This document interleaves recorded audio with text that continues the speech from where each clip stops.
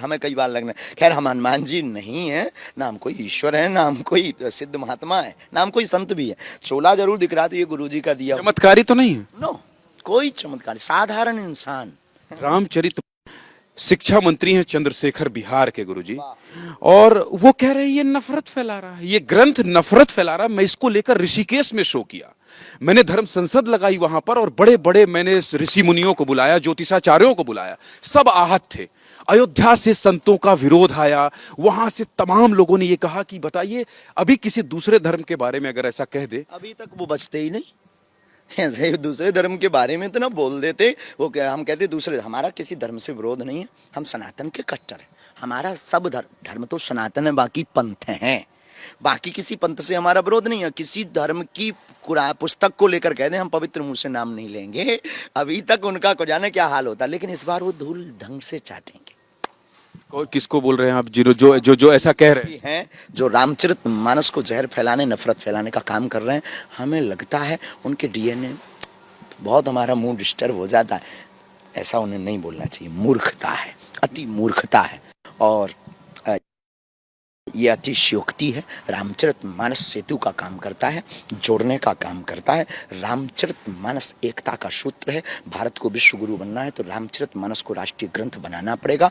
और शिक्षा मंत्री जी अनपढ़ गवार हैं, शुद्ध, उन्होंने रामायण नहीं पढ़ी है। वो राम को तो मानते हैं, इस पर भी कहीं विवाद ना हो जाए, आपने अनपढ़ गवार कह दिया। बिल्कुल, उनको शिक्षा मंत्री बनाना ही नहीं चाहिए। एक बार उन्हें रामचरित पहले पढ़ना चाहिए, ना हो तो वो अगर इतने फ्री हो तो वो हमारे पास आ जाएं, हम उन्हें समझाएंगे रामचरितमानस कायदे से भी और फायदे से भी। गुरुजी अब आपकी लोकप्रियता, आपके अनुयायी जो करोड़ों लोग, हर सभा में मैं देखता हूं, आज मैं रायपुर में देख रहा था कि कैसे लोग एक एक दो दो घंटे बेसुध होकर नाचे जा रहे हैं और किसी को घर जाने की परवाह नहीं है। ऐसी स्थिति में अब आपको चैलेंज दिया जा रहा है। नागपुर वाले विवाद पर मैं आऊंगा। एक व्यक्ति कोई खड़ा होता है और कहता है कि हमने चैलेंज दे दिया, और आचार्य जी भाग खड़े हुए। ये आपकी मुस्कुराहट के पीछे भी जाऊंगा। इस तरह के चैलेंज को आप कैसे देखते हैं? पहली बात तो सनातनी व्यक्ति जो सच्चा होता है वो भागता नहीं है। दूसरी बात, कथा 7 दिन की थी, हमारे पास ऑफिशियली पेज का स्क्रीनशॉट है, तो वो स्वयं कट हैं मानहानि के दावे में। उनके ऊपर मानहानि का दावा बनता है। लेकिन हम बहुत प्रपंची आदमी नहीं है, हमारी जिंदगी एकदम बड़ी स्वतंत्र वाली है। तो उन्होंने कहा चैलेंज, आने के बाद चैलेंज दिया। जब हम निकल आए 11 तारीख तक, कथा थी, कथा की, चले आए, रुकना भी किस काम के लिए। दरबार 2 दिन का लगा, आपको आना चाहिए था, अनुभव करना चाहिए, देखना चाहिए था। कथा 7 दिन की हुई, उस बीच में आप पत्राचार, एक सिस्टमैटिक, आप अपने कमरे में अपने मोबाइल पे क्या बोल रहे, किसको खौंस है, और हम तो इतना खंगालते भी नहीं। एक पत्राचार होता, कोई व्यक्ति आपका हमारे पास आता, आपकी टीम आती, लीगली प्रोसेस होता कि आपसे ये अमुक अमुक संस्था के लोग मिलना चाहते। पहली बात तो हम अंधविश्वास नहीं फैला रहे हैं। दूसरी बात, कोई दावा नहीं कर रहे हैं। तीसरी बात, कोई बुलावा नहीं दे रहे हैं कि आप हमारे दरबार में आइए, तो अनलीगली कहीं नहीं है। चौथी बात, हमारा डिस्क्लेमर रहता है कि अगर आपको हनुमान जी के बनना हो तो आना, चमत्कार के चक्कर में हमारे पास मत आना। हमें अपने इष्ट पर भरोसा है, वो चमत्कार कर देते हैं। चारों बात क्लियर। 5वीं बात, आपने कोई हमको लीगली जानकारी नहीं दी। हम जब आ गए तब आपने न्यूज़ को, जो विधर्मी लोग हैं, विधर्मी न्यूज़ों पे आपने चलवा दिया।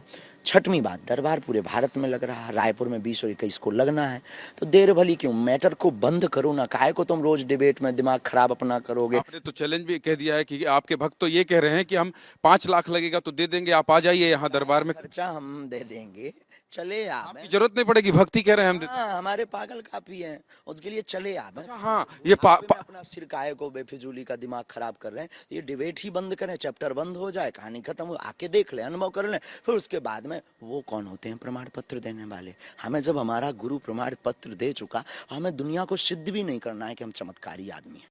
हमारा पर्चा एक बहाना है, असलियत में सबको बागेश्वर बालाजी का और सनातनी बनाना है।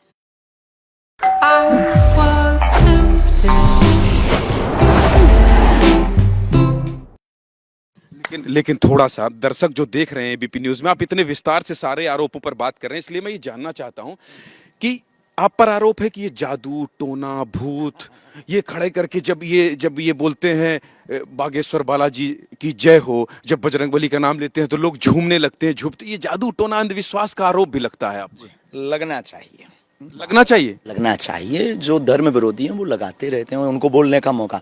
भगवान ईश्वर की कृपा है हमारे ऊपर कि कम से कम लोग बागेश्वर धाम का इतना नाम ले रहे हैं, विधर्मी भी तर रहे हैं विवाद में बागेश्वर बालाजी का नाम लेकर, वो भी तर रहे हैं। दूसरी बात जादू टोना की, भारत में इतने हॉन्टेड प्लेसेस हैं, ISI मार्क वाले प्लेसेस हैं जहाँ पर ये क्लियर किया गया कि ये यहाँ पर नेगेटिव एनर्जी है। उसे लोग भूत प्रीत कहते हैं, अंग्रेजी में उसे नेगेटिव एनर्जी कहते हैं। तो नेगेटिव एंड पॉजिटिव एनर्जी तो साइंस भी मानता है कि होती है, बस वही तो है। और जो बॉडी का वाइब्रेशन वाली अगर बात करें तो ये लोगों के जो अंदर नेगेटिव एनर्जी होती है उससे बॉडी वाइब्रेशन, और केवल भारत में नहीं विदेशों में, हमने तो ब्रिटेन में भी दरबार लगाया, वहां वहां भी ऐसे ही। दरबार में भूत आए थे, वहां भी दरबार लाइव चलाया था। हद हो गई, ये भारत है साहब। अक्सर उनकी ट्रेन निकल जाया करती है जिनके मकान रेलवे स्टेशन के नजदीक होते हैं।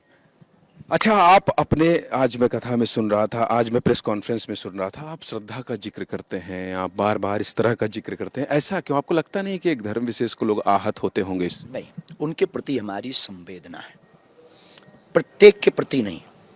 जो वास्तविक मानवता का काम करते दूसरे धर्म के लोग, उनके प्रति हमारी संवेदना और हमारा साधुवाद और बागेश्वर बालाजी के चरणों में प्रार्थना। लेकिन जो ऐसा कृत्य करते हैं, केवल विशेष धर्म नहीं, सनातनी हिंदू हो या किसी भी अन्य धर्म का व्यक्ति हो, उन सब पर हमारा टारगेट है कि ऐसा कृत्य नहीं होना चाहिए। लेकिन बार बार एक ही मजहब के व्यक्ति क्यों निकल रहे हैं? कुछ ना कुछ तो दाल में काला है। पठान पर भी बोल देते हैं आप। बहुत अच्छा बोला है, बहुत जरूरी है। आप पूरी हिस्ट्री लेकर के बैठ गए हो, उसमें भी बहुत जरूरी है श्रीमान जी। पठान पर हमें पठान से मतलब नहीं है, पठान नाम से मतलब नहीं है, पर भगवा रंग ही बेशरम रंग क्यों? भगवा रंग हम भी पहनते हैं, भगवा रंग खून भी है, यही बेशरम रंग क्यों है? इसी भर को क्यों? हरा रंग भी बेशरम होना चाहिए कभी। इसका तैयारी, इसकी हम उसमें है बेटिंग में, कब होगा हरा रंग? ये विवादित तो नहीं हो जाएगा? आप कह रहे हैं हरा रंग, भाई वो भी तो किसी धर्म का विशेष रंग है। हाँ, तो हमारा जब भगवा रंग बेशरम हो सकता है तो वो क्यों नहीं? वो लाएं, हमें अच्छा लगेगा। केवल सर्जिकल स्ट्राइक, केवल विवाद और केवल अंधविश्वास सनातन धर्म के ही साधु संत क्यों? कभी मौलवी की चर्च, मौलवी के अंदर भी जाओ, कभी चर्च में भी जाओ, इन लोगों के पास क्यों नहीं जा रहे हो? क्या कारण है? सीधा सा कारण है कि एक बहुत बड़ी मिशनरी जब से हमने धर्म वापसी करवाई, तब से हमने छतारी में कह दिया था कि बहुत जल्दी अब हमारे ऊपर लंबी लंबी साजिशें होने वाली हैं। मेरे पागलों, तुम डिगना नहीं, बस हमें कोई दया नहीं, ये भी भय नहीं है कि हमारा क्या होगा। बस आपकी न्यूज़ के माध्यम से इस बात को जरूर कहेंगे, इसको कट भी मत करना। कट नहीं होगा। प्रार्थना है प्रत्येक हिंदू से, हमारा कुछ भी हो जाए, हमारी कोई भी न्यूज़ तुम देखना या ना देखना, और कोई भी न्यूज़ देखने के पहले बहुत गंभीरता से सोचना जब तक हमारा पक्ष ना आ जाए।